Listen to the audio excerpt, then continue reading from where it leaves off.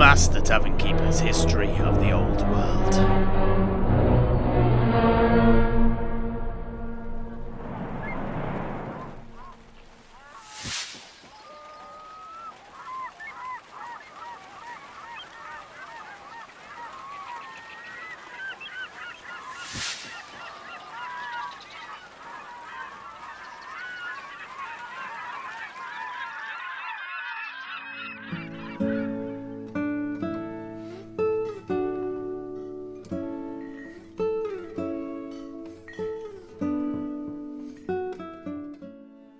So, Master Tavern Keeper, what was this Dieter von Torikhelm's, your uncle's, plan to defeat the large, about 40 strong, was it?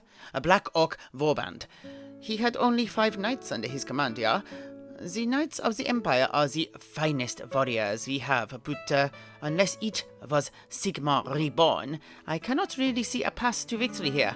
Merely a heroic, vainglorious charge into the jaws of blood-drenched death. What am I missing? Your uncle survived this endeavor, I take it? For had he not, how could you know this tale? Ha! Yes, your assumption is quite correct. He lived to tell the tale to me, in person. Oh, I see. But getting back to Heinrich's point, what was his plan then? Well, I could spell it out for you, but going into all that would spoil all the fun. Why don't we simply go through things as and when they happened?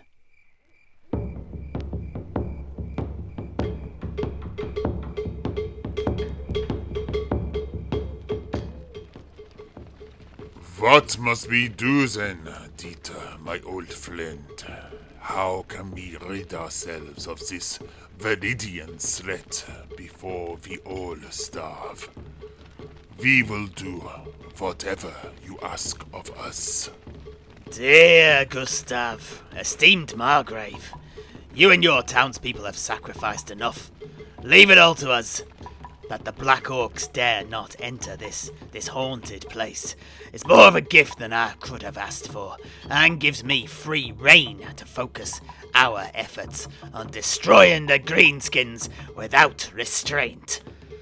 For I know you'll all be safe until we are done. There, that is all. But knights, prepare yourselves for the hunt. Aye, sir. But not you, Hans. I have a special task for you. One only you might achieve, and one upon which our success solely rests. And so it was that my uncle, the 4 remaining knights under his command, Arent, Botho, Conrad, and Elmar, rode out of Essen the next morn in search of the Black Orcs. Oh, yeah. Onwards to death und glory. Och, and that's all well and good. But what about this Hans fella? Hans Voigt, my uncle's most stalwart and constant companion on all his adventures. Well, he too rode out, but alone, and to an altogether different destination than his fellows. He set off before the sun had risen. More on him later. The remaining 5 knights, though, left in an altogether different fashion. They threw open the main gates, rode out in full mail, polished to a high shine, and Botho blew hard on his battle horn.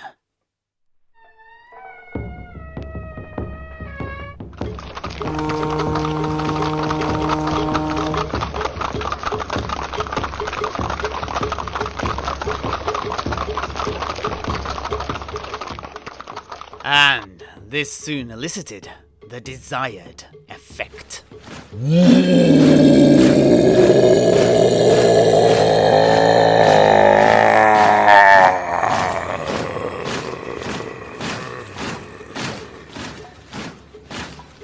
The humans have got themselves some shiny men on ponies. New plate and fresh meat. Ripe for the taking, boys. Have at 'em.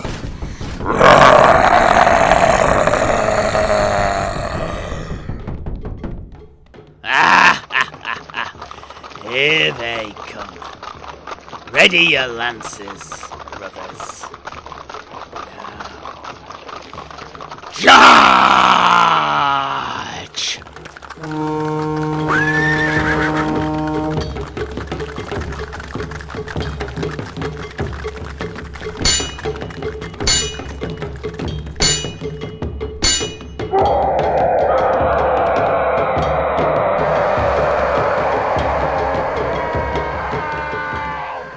The fight was short and decisive.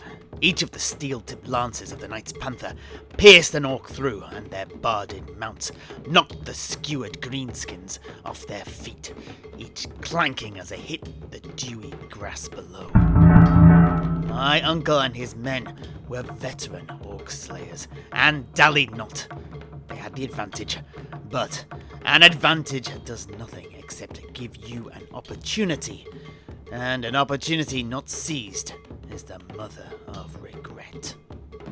With this mantra in his mind, my uncle ordered his men to dismount and have at the prone orcs. Gah! Slit their greenskin gizzards, brothers!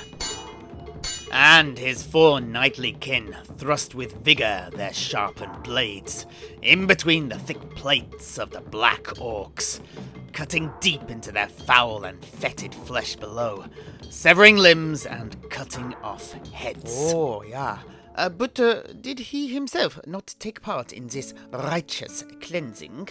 Ah, very perceptive of you, Heinrich. He did not.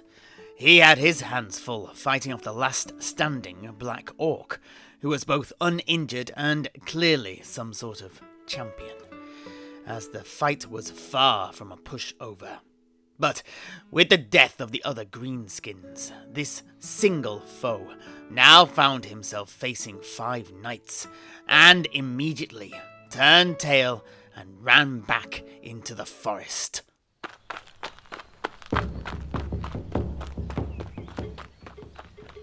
Leave him! Let him take our message to his master, Tuskgorer. This was a lucky turn today. No need to hunt the rest of the orcs. They will come to us. I just hope Hans is successful in his charge and returns to us with equal haste. If not, we have just sealed the doom of both ourselves and that of the town of Essen. For now, though, let us take these greenskin heads back to the Margrave. They'll make fine decorations atop the main gate. And so the knights returned to Essen, and waited and waited. They went out each dawn, not returning until dusk, but saw neither orc nor Hans. With the setting of the sun on each uneventful day, the confidence of the townspeople of Essen increased. But, in spite of the apparent disappearance of the orc menace, my uncle still warned against venturing afield yet. The orcs would come, and sooner rather than later. Most townsfolk listened, but one who did not was old Farmer Zieg, and lo, did he pay the price. Farmer Zieg was a goat farmer who kept a herd of hruki, mountain goats, and by the gods did he love his goats.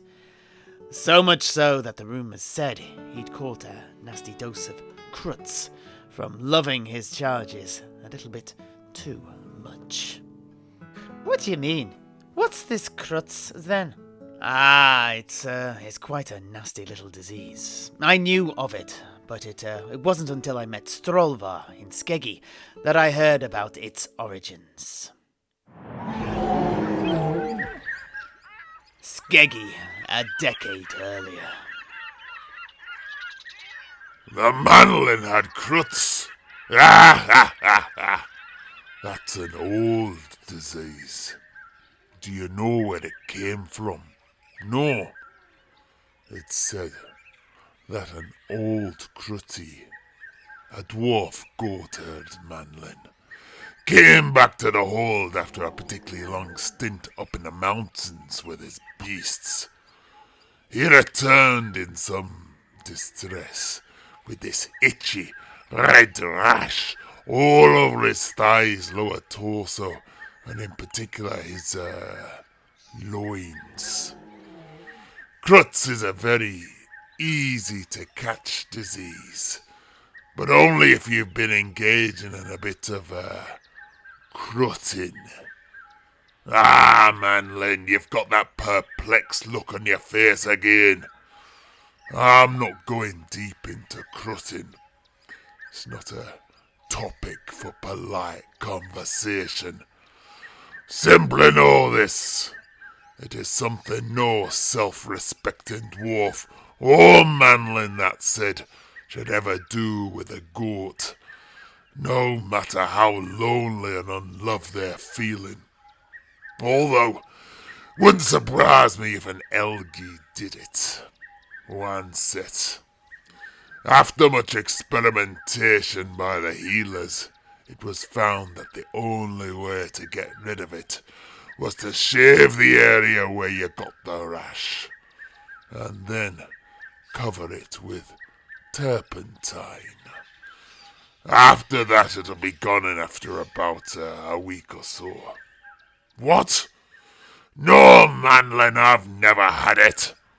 I simply knew someone that did. Anyway, this farmer Zieg sneaked out of the town one night to go visit his goats, out where he kept them near the forest. Nobody saw him go, and none saw him again. At least not until the townsfolk heard the battle horn of the Black Orcs sound outside the main gate of Essen. My uncle looked out from the battlements of the main gate to see a morass of armoured orcs baying for blood. At the fore stood their massive leader, flanked by their horn blower on one side and a banner bearer on the other. The head, limbs, and other parts of Farmer Zieg dangling from their crudely painted and stitched standard. "Zieg, you stupid, dirty fool! I told you not to venture beyond the walls. The enemy has come, and Hans has not. It is time for battle, nonetheless."